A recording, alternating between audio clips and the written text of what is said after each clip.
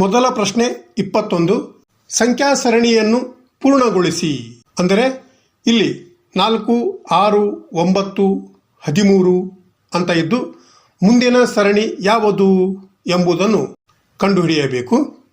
ಆಯ್ಕೆಯಲ್ಲಿ A 20, B 17, C 18 ಮತ್ತು D 19 ಅಂತ ಇದ್ದು ಇಲ್ಲಿ ಸತತ ಸಂಖ್ಯೆಗಳ ನಡುವಿನ ವ್ಯತ್ಯಾಸವನ್ನು ನೋಡುವ ಮೂಲಕ ಈ ಒಂದು ಮಾದರಿಯನ್ನು ಕಂಡುಹಿಡಿಯಬಹುದು.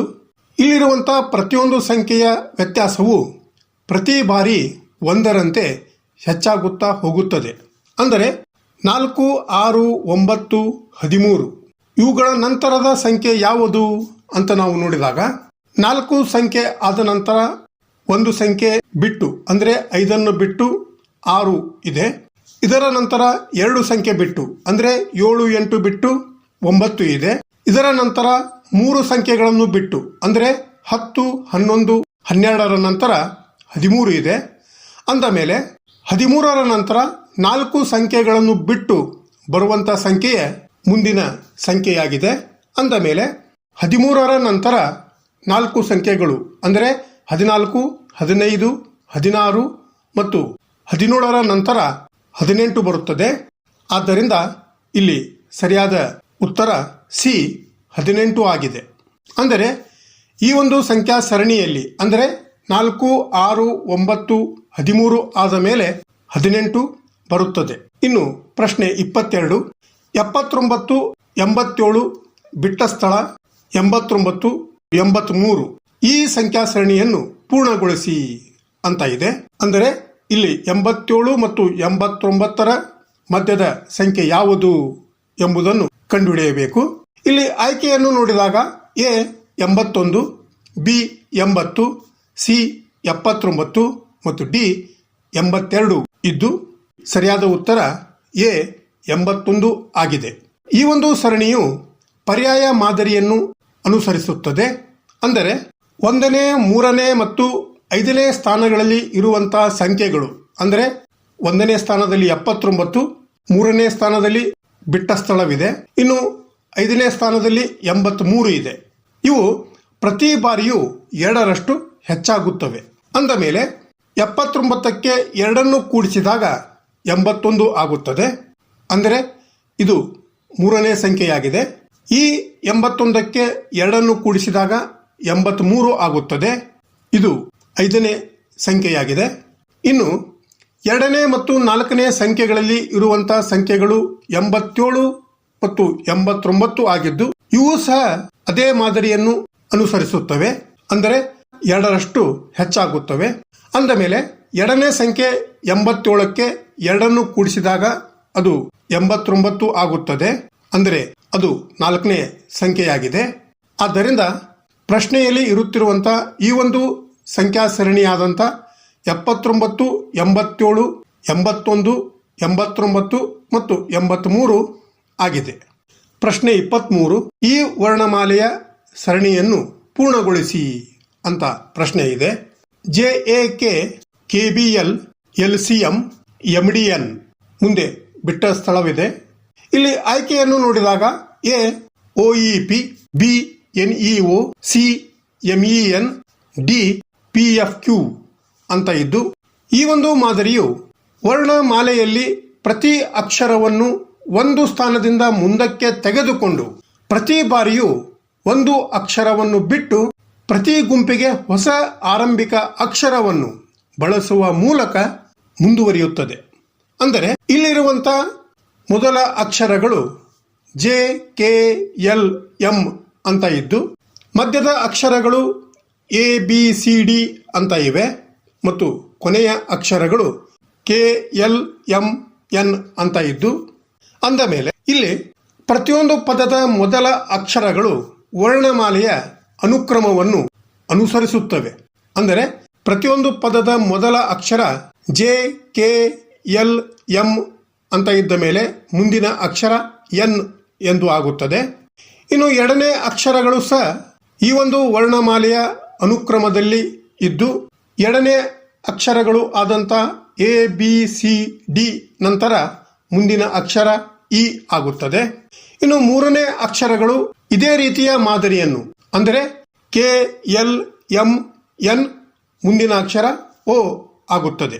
ಇವುಗಳನ್ನು ಒಟ್ಟುಗೂಡಿಸಿದಾಗ ಮುಂದಿನ ಪದವಾದಂಥ NEO ಆಗಿದೆ. ಆದ್ದರಿಂದ ಇಲ್ಲಿ ಸರಿಯಾದ ಉತ್ತರ ಬಿ NEO ಆಗಿದೆ. ಆದ್ದರಿಂದ ಈ ಒಂದು ಸರಣಿಯ ಮುಂದಿನ ಪದ ಅಥವಾ ಶಬ್ದ NEO ಆಗಿದೆ. ಪ್ರಶ್ನೆ 24. ಈ ಸರಣಿಯನ್ನು ಪೂರ್ಣಗೊಳಿಸಿ. K1 M3 P5 T7 ಇನ್ನು ಮುಂದಿನ ಸರಣಿ ಯಾವುದು ಎಂಬುದನ್ನು ಕಂಡುಹಿಡಿಯಬೇಕು. ಆಯ್ಕೆಯಲ್ಲಿ A Y9, B V9, C Y11 ಮತ್ತು ಡಿ V11 ಅಂತ ಇದೆ.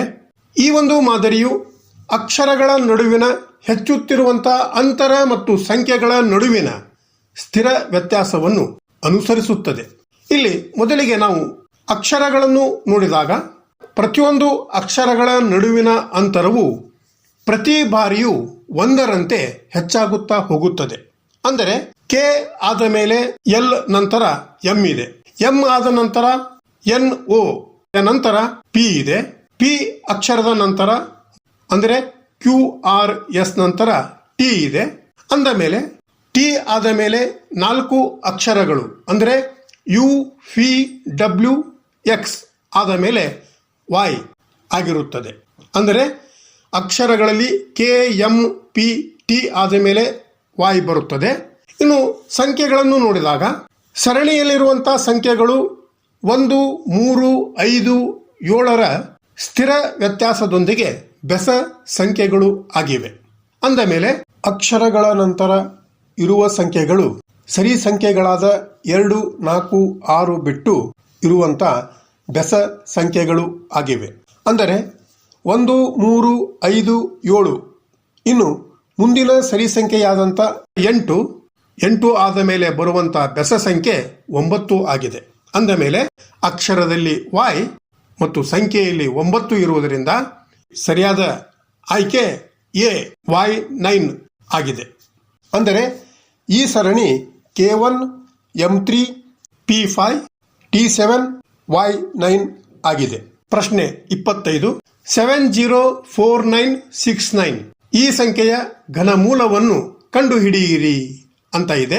ಆಯ್ಕೆಯಲ್ಲಿ ಎ 88, ಬಿ 71, ಸಿ 89 ಮತ್ತು ಡಿ 99 ಇದ್ದು ಈ ಒಂದು ಸಂಖ್ಯೆಯ ಘನಮೂಲವನ್ನು ಕಂಡುಹಿಡಿಯಲು ನೀವು ಒಂದು ಸಂಖ್ಯೆಯನ್ನು 3 ಬಾರಿ ಗುಣಿಸಿದಾಗ ಅದು 704969ಕ್ಕೆ ಸಮನಾಗಿರುತ್ತದೆ. ಅಂದ ಮೇಲೆ 89 ಘನಾಕೃತಿ ಮಾಡುವ ಮೂಲಕ ಪರಿಶೀಲಿಸಬಹುದು. ಅಂದರೆ 89 ಇಂಟು 89 ಇಂಟು 89 ಮಾಡಿದಾಗ 704969 ಬರುತ್ತದೆ.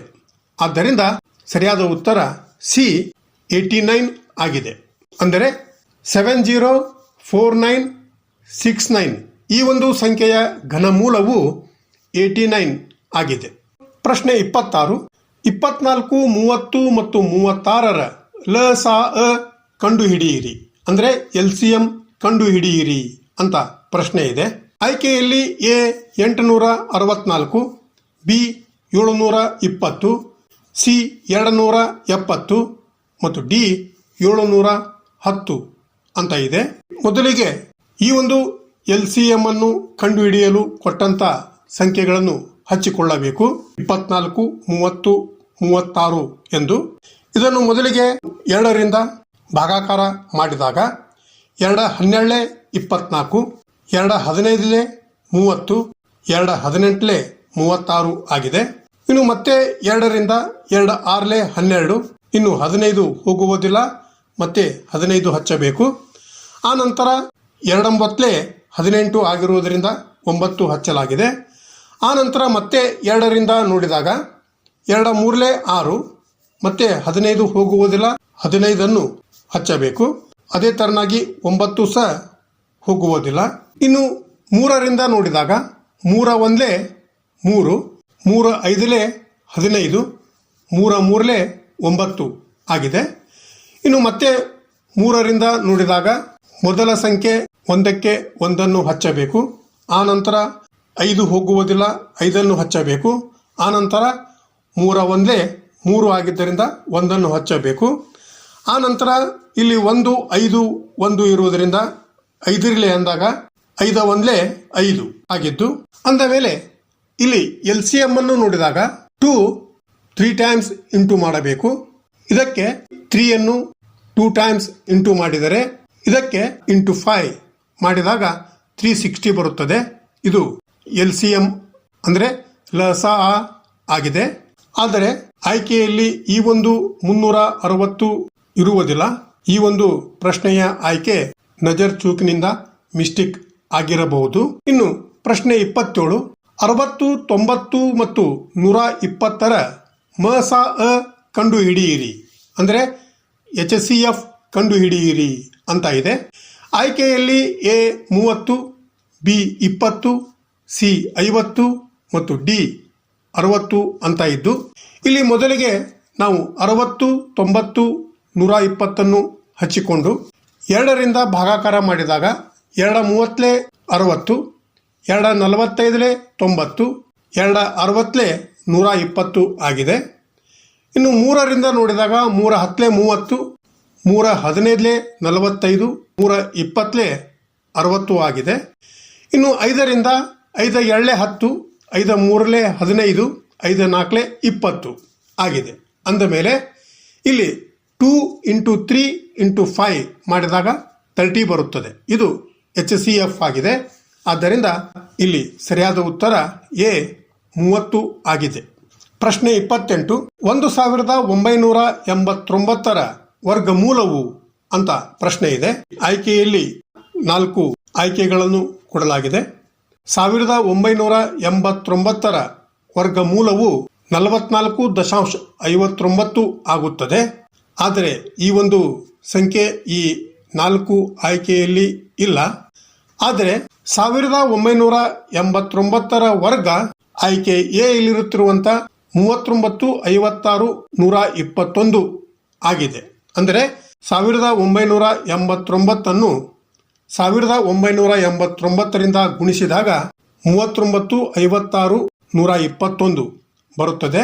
ಆದ್ದರಿಂದ ಆಯ್ಕೆ ಎದಲ್ಲಿ ಇರುತ್ತಿರುವಂತಹ ಉತ್ತರವು 1989ರ ವರ್ಗವಾಗಿದೆ. ಪ್ರಶ್ನೆ 29, A² - B² ಸೂತ್ರವನ್ನು ವಿಸ್ತರಿಸಿ ಬರೆಯಿರಿ ಅಂತ ಇದೆ. ಆಯ್ಕೆಯಲ್ಲಿ 4 ಆಯ್ಕೆಗಳನ್ನು ಕೊಡಲಾಗಿದೆ. ಸರಿಯಾದ ಉತ್ತರ A + B, A - B ಆಗಿದೆ. A² - B² ಸೂತ್ರವು A + B, A - Bಗೆ ವಿಸ್ತರಿಸುತ್ತದೆ. ಇದು ವರ್ಗ ಅಪವರ್ತನೀಕರಣದ ವ್ಯತ್ಯಾಸವಾಗಿದೆ. ಇಲ್ಲಿ 2 ದ್ವಿಪದಗಳ ಉತ್ಪನ್ನವಾಗಿದೆ.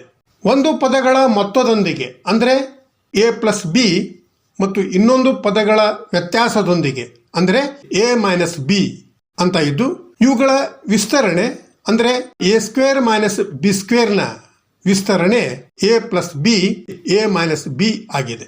ಪ್ರಶ್ನೆ 30, ಇಂದು ಸೋಮವಾರ 61 ದಿನಗಳ ನಂತರ ಯಾವ ದಿನವಿರುತ್ತದೆ ಅಂತ ಪ್ರಶ್ನೆ ಇದೆ. ಆಯ್ಕೆಯಲ್ಲಿ A ಸೋಮವಾರ, B ರವಿವಾರ, C ಶನಿವಾರ ಮತ್ತು D ಶುಕ್ರವಾರ ಅಂತ ಇದೆ. ಒಂದು ವಾರದಲ್ಲಿ 7 ದಿನಗಳು ಇರುತ್ತವೆ ಮತ್ತು ದಿನಗಳ ಚಕ್ರವು ಪ್ರತಿ 7 ದಿನಗಳಿಗೆ ಒಮ್ಮೆ ಪುನರಾವರ್ತನೆಯಾಗುತ್ತದೆ. ಅಂದ ಮೇಲೆ 61 ದಿನಗಳ ನಂತರ ವಾರದ ದಿನವನ್ನು ಕಂಡುಹಿಡಿಯಲು ನಾವು 61ಅನ್ನು 7ರಿಂದ ಭಾಗಿಸಿ ಶೇಷವನ್ನು ಕಂಡುಹಿಡಿಯಬೇಕು. ಅಂದ ಮೇಲೆ 7ರಿಂದ 61ಅನ್ನು ಭಾಗಿಸಿದಾಗ ಉಳಿದ ಶೇಷವು 5 ಬರುತ್ತದೆ. ಅಂದ ಮೇಲೆ ಸೋಮವಾರದ ನಂತರ 5ನೇ ದಿನವೇ ಈ ಒಂದು 61 ದಿನಗಳ ನಂತರ ಬರುವಂತ ದಿನವಾಗಿದೆ.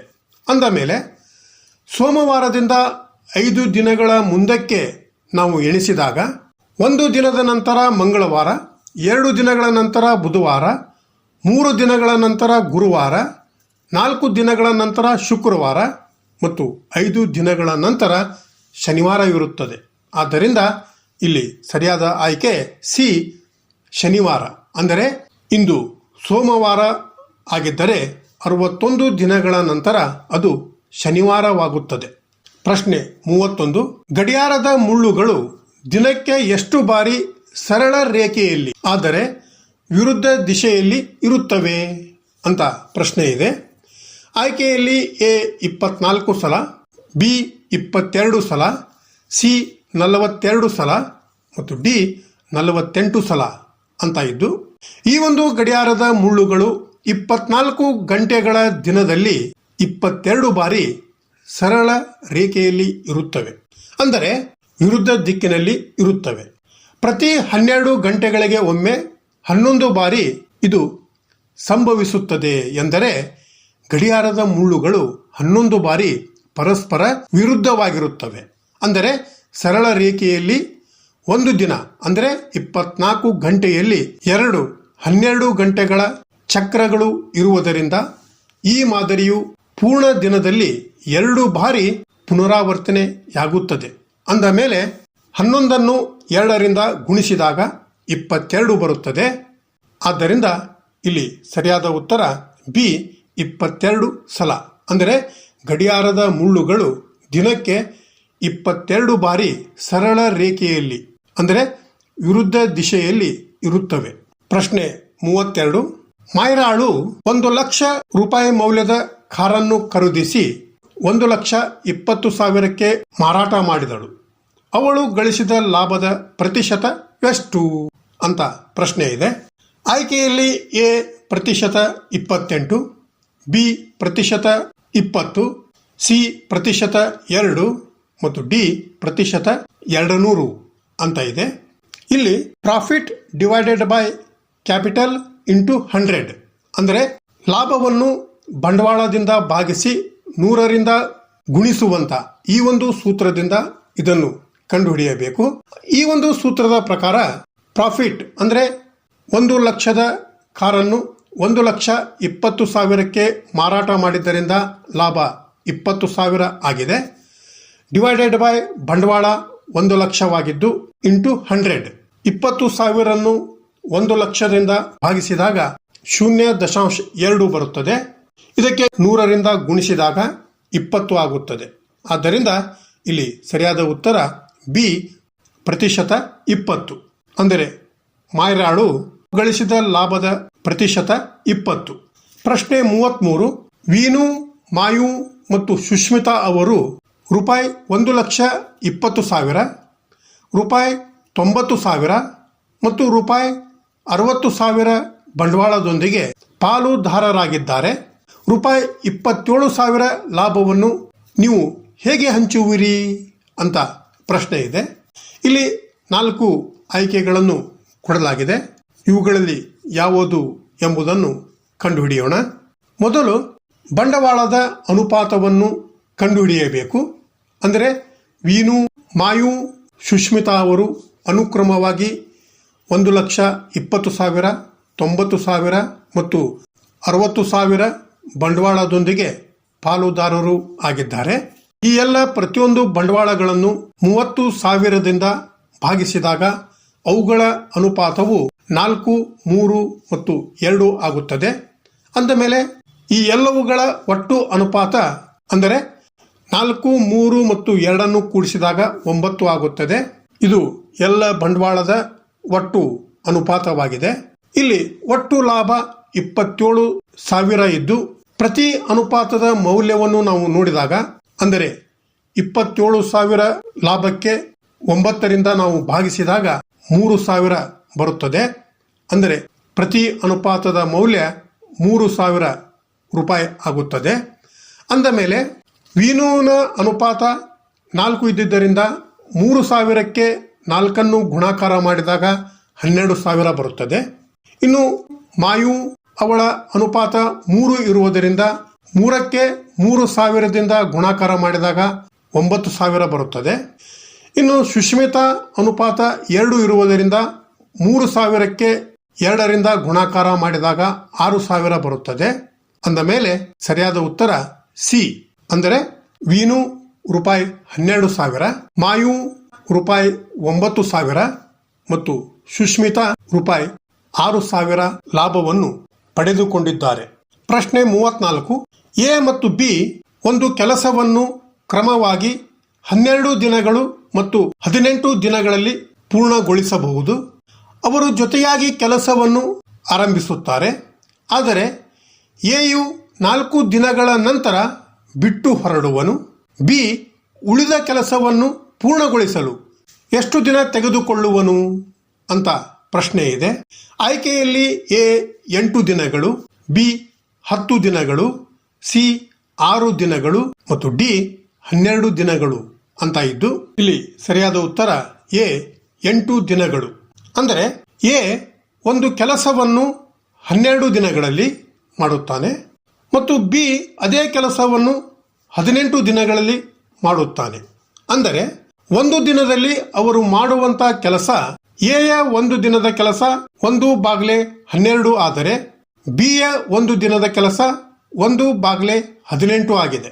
ಅಂದ ಮೇಲೆ ಎ ಮತ್ತು ಬಿ ಸೇರಿ ಒಂದು ದಿನದಲ್ಲಿ ಮಾಡುವಂತ ಕೆಲಸ 1/12 plus 1/18 equal to 3 plus 2 divided by 36 equal to 5/36 ಆಗಿದ್ದು, ಅವರು 4 ದಿನಗಳಲ್ಲಿ ಮಾಡಿದಂತ ಕೆಲಸವನ್ನು ನೋಡಿದಾಗ 4 into 5 20 ಡಿವೈಡೆಡ್ ಬೈ 36, 4 5 20, 4 9 36 ಅಂದ ಮೇಲೆ 5/9 ಅಂದರೆ 4 ದಿನಗಳಲ್ಲಿ ಕೆಲಸದ 5/9 ಭಾಗ ಮುಗಿದಿದ್ದು, ಉಳಿದ ಕೆಲಸವನ್ನು ನೋಡಿದಾಗ 1 minus 5 divided by 9 equal to 4/9 ಅಂದರೆ ಉಳಿದ ಕೆಲಸವನ್ನು ಬಿ ಒಬ್ಬನೇ ಒಂದು ದಿನದಲ್ಲಿ ಮಾಡುತ್ತಾನೆ. ಹೀಗಾಗಿ ಇವನು ತೆಗೆದುಕೊಳ್ಳುವಂತ ಸಮಯವನ್ನು ನೋಡಿದಾಗ 4/9 into 18 ಮಾಡಿದಾಗ 8 ಬರುತ್ತದೆ. ಅಂದರೆ 8 ದಿನಗಳು ಆಗಿವೆ. ಅಂದರೆ ಬಿಯು ಉಳಿದ ಕೆಲಸವನ್ನು ಪೂರ್ಣಗೊಳಿಸಲು 8 ದಿನಗಳನ್ನು ತೆಗೆದುಕೊಳ್ಳುವನು. ಪ್ರಶ್ನೆ 35. ಒಂದು ಕಾರು 2 ಗಂಟೆಗಳಲ್ಲಿ 150 ಕಿಲೋಮೀಟರ್ ಸಾಗುತ್ತದೆ. ಹಾಗಾದರೆ ಅದರ ವೇಗವೆಷ್ಟು ಅಂತ ಪ್ರಶ್ನೆ ಇದೆ. ಆಯ್ಕೆಯಲ್ಲಿ ಎ ಪ್ರತಿ ಗಂಟೆಗೆ 50 ಕಿಲೋಮೀಟರ್, ಬಿ ಪ್ರತಿ ಗಂಟೆಗೆ 75 ಕಿಲೋಮೀಟರ್, ಸಿ ಪ್ರತಿ ಗಂಟೆಗೆ 300 ಕಿಲೋಮೀಟರ್ ಮತ್ತು ಡಿ ಪ್ರತಿ ಗಂಟೆಗೆ 150 ಕಿಲೋಮೀಟರ್ ಅಂತ ಇದೆ. ಪ್ರಶ್ನೆಯಲ್ಲಿ ಕಾರು 150 ಕಿಲೋಮೀಟರ್ ಅನ್ನು 2 ಗಂಟೆಯಲ್ಲಿ ಸಾಗುತ್ತದೆ ಅಂದ ಮೇಲೆ 1 ಗಂಟೆಗೆ 75 ಕಿಲೋಮೀಟರ್ ಆಗುತ್ತದೆ. ಆದ್ದರಿಂದ ಇಲ್ಲಿ ಸರಿಯಾದ ಉತ್ತರ ಬಿ ಪ್ರತಿ ಗಂಟೆಗೆ 75 ಕಿಲೋಮೀಟರ್ ಆಗಿದೆ. ಪ್ರಶ್ನೆ 36. ಎ ಮತ್ತು ಬಿಯ ವಯಸ್ಸಿನ ಅನುಪಾತ 3:4. ಅವರ ವಯಸ್ಸಿನ ಒಟ್ಟು ಮೊತ್ತ 35 ವರ್ಷಗಳಾಗಿದ್ದರೆ ಬಿಯ ವಯಸ್ಸು ಎಷ್ಟು ಅಂತ ಪ್ರಶ್ನೆ ಇದೆ.